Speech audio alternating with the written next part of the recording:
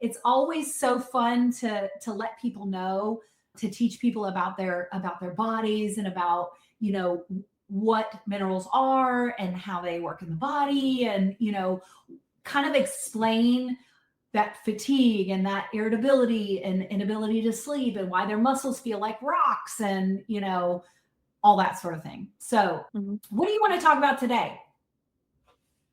I think it's St. Patrick's Day and it's all about luck, right? I think just going over what is lucky when it comes to your body and your genes, and what is actually hard work and getting the right nutrients, the right supplements, the right minerals into your body. Because I think that's a myth that I hear a lot on the phone when I'm doing discovery calls with people, is that they just have bad genes, they have bad luck. And I don't think, what do you think, Kim? Is it luck or is it outside sources?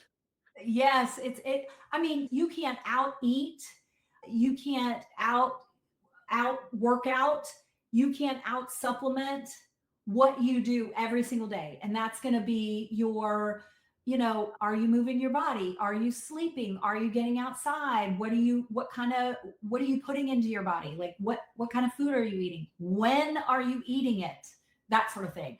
And one thing that I tell people, one thing that I hear a lot is that people will throw in that genetic. It runs in my family. Right. Well, the thing that also runs in your family is those traditions around food. What, how you were raised, how your meals were structured, what you ate, that is very emotional. That is very ingrained in who you are, really. And so it's not that the dysfunction or the disease process that you're experiencing is genetically related. It's that the habits that you have and how your environment is structured, because that's what you were taught, that is handed down through the generations. And so it's not genetic. And it is. you're saying how you were taught, and that's the nail on the head, right? Like we were all taught a different version of health, or a different version of poor health, or a different version of how to address health. And I think that I'm found in my adult life is a lot of the unlearning.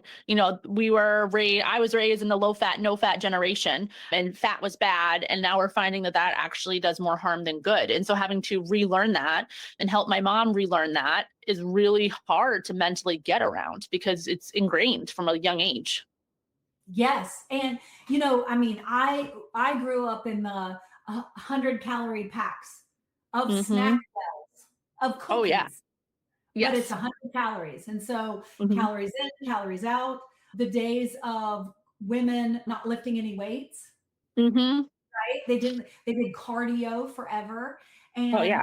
when your weight loss stalled, what did you do? You just decreased your calories, You ate less. even more, increased your exercise even more. And I say this all the time, and I think that you probably do too, is that we are divinely made. God knew what he was doing when he made us. And if we will get out of the way, a lot of times we're the problem. Like if you're noticing that you have plateaued and you are not losing weight anymore, your body is stressed and your body is trying to preserve your life.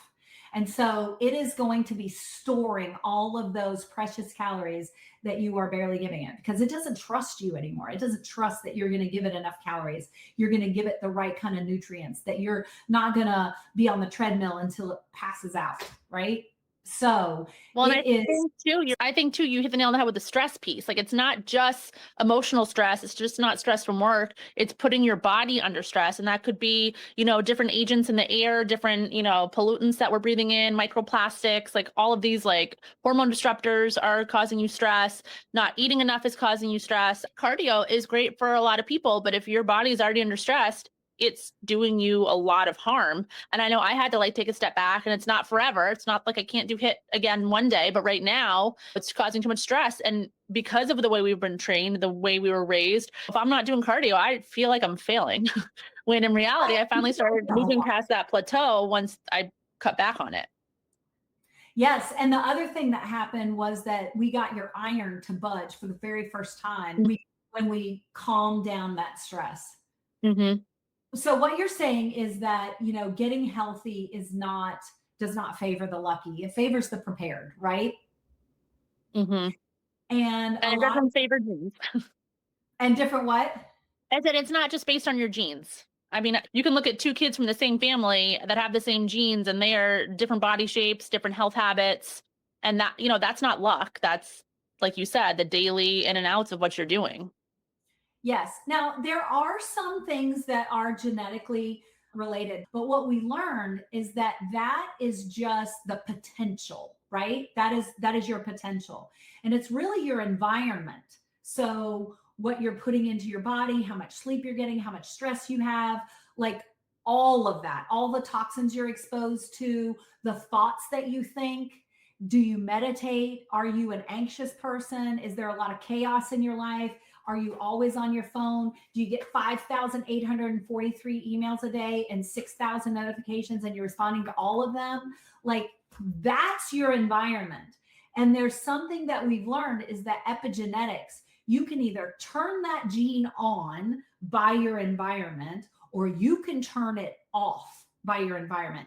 And even though you have that genetic misspelling or the way that your genes are made up, it never comes to fruition because of the environment that you have, that you've taken care of.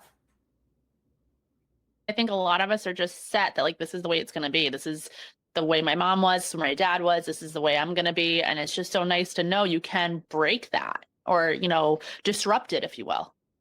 It's not a sentence, like it's not written in stone that everybody, like for example, in my family, my mom died at 69 from metabolic disease, and she had high blood pressure, she was diabetic, she had high cholesterol, she had Mhm. high triglycerides, she had a lot of inflammatory markers that I don't have, and I am half her. You know what I'm saying? Mhm. My dad also had the same thing, and Right. I'm half him, and I don't have any of those things, Mhm.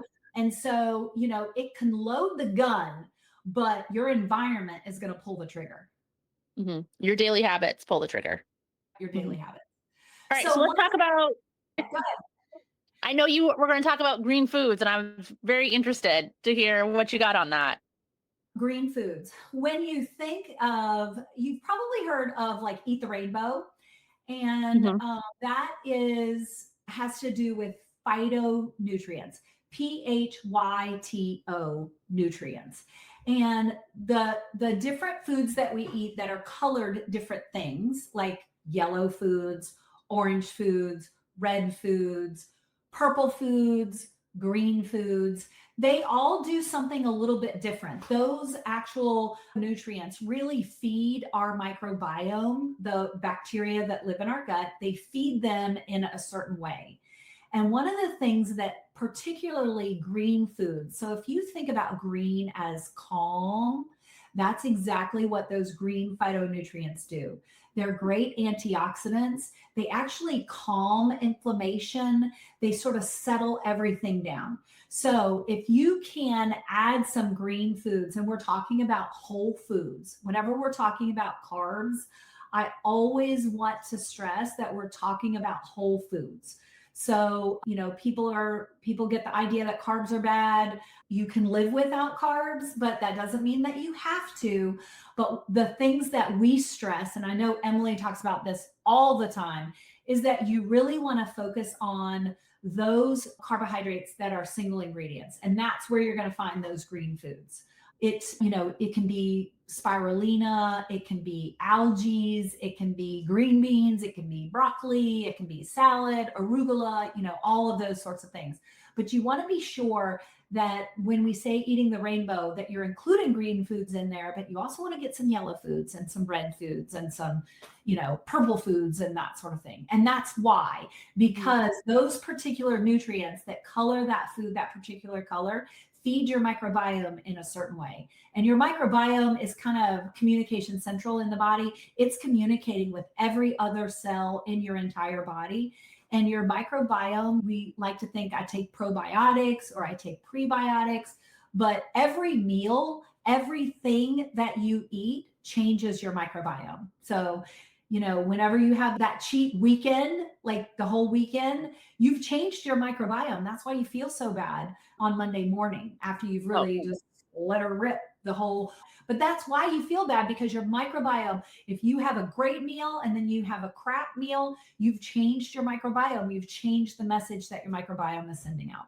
So and green is it took a long time for me to put those two pieces together. Like, why is my anxiety high on Monday? Why am I more lethargic on Monday? Like, why is it so hard? And I was like, well, because you didn't have a cheat meal, you had a cheat weekend. It started Friday night with the pizza or the donut or whatever it was that you're celebrating Friday with, and you just carry it right through the weekend. And then Monday, you've got to reset your whole body. And like you said, you got to reset your whole biome, and it's a lot. and even though it changes with every meal, it doesn't just revert back to where it was on Friday before you got crazy. It goes a little bit at a time. It really takes time. So by the time Friday rolls around, you're kind of back to where you were before, and then you have the weekend again. So it really, that's why consistency is really important. And then the thing that you're celebrating with should really be building you up rather than sugar and alcohol and that sort of thing. And we're all human, so I'm not saying don't have things ever, but just, keep it in moderation. It really should be about 10%, not 2/7 of your week. It should be about 1/10. I think with each, the longer you stay on the healthy track or the foods that support you, I think when you do have those cheat meals, you feel it instantly and you can tell like, oh, I don't want to do that again. Mhm. And if you take the one and you enjoy it and you say, great, that was fun, and then move back onto your healthier choices, you're gonna feel not as bad, and you're also gonna crave it less, which is huge. Exactly. And cravings for some people are really big, and they're really hard to ignore, like food noise and, those sugar cravings and even caffeine cravings and, all those sorts of things. So just like you said, the longer you stay on that path. And I also say that, one cheat meal is a slippery slope, because it can lead to a cheat day. It can lead to a cheat weekend. And then before long, those cravings are just so high that you're just giving into them time after time after time. So the longer you stay on that healthy eating kick, food tastes better. Food tastes different. When you taste something that has a lot of sugar, a lot of fat, a lot of chemicals in it, you can taste it. And when you're eating that every day, you're not tasting it. No. I mean, that's what it's designed to do, right? That the processed food is designed to make you crave it and want it. So like it's doing its job. And you There just don't are realize that until you're off it. scientists out there concocting, elixirs so that you are addicted to their food. Yeah. And it works. And that's why it's so hard to get off of it. So don't beat yourself up. Give yourself a lot of grace. Just the fact that you're actually looking to do that, that you're trying to do that. I want you to pat yourself on the back for every meal that you have success in. I mean, that's a win. That is a win. And we have such an emotional tie to food too. So it takes a while to like replace those emotions, with a healthier celebration. So that takes time. Absolutely. And you're good at that, because I've just seen the evolution of you. Like I've seen the donut celebration as now a day in the park celebration. You're teaching your kids that because you're the example that they see all the time. So we're trying. Right now, we're just the bad guys that say no. They'll look, they love you, and they'll be able to tell you that before long. And, we just try to tie, for anybody that's watching that is parents, we just try and tie, like, it's not bad food, but how do you feel after that food? We were on a cruise ship and my oldest asked at 11 o'clock in the morning if he could have 2 ice cream cones.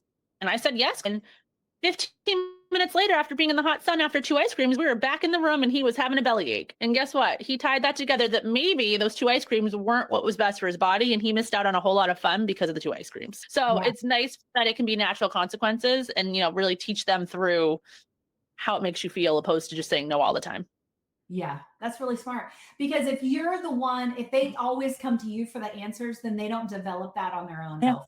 That's excellent. All right, Emily, I appreciate you, friend. So we'll do it again next week, right? Sounds good. Happy St. Patrick's Day. Enjoy that. And I'm staying in so I don't get pinched. Oh, smart. All right, Thanks, Kim.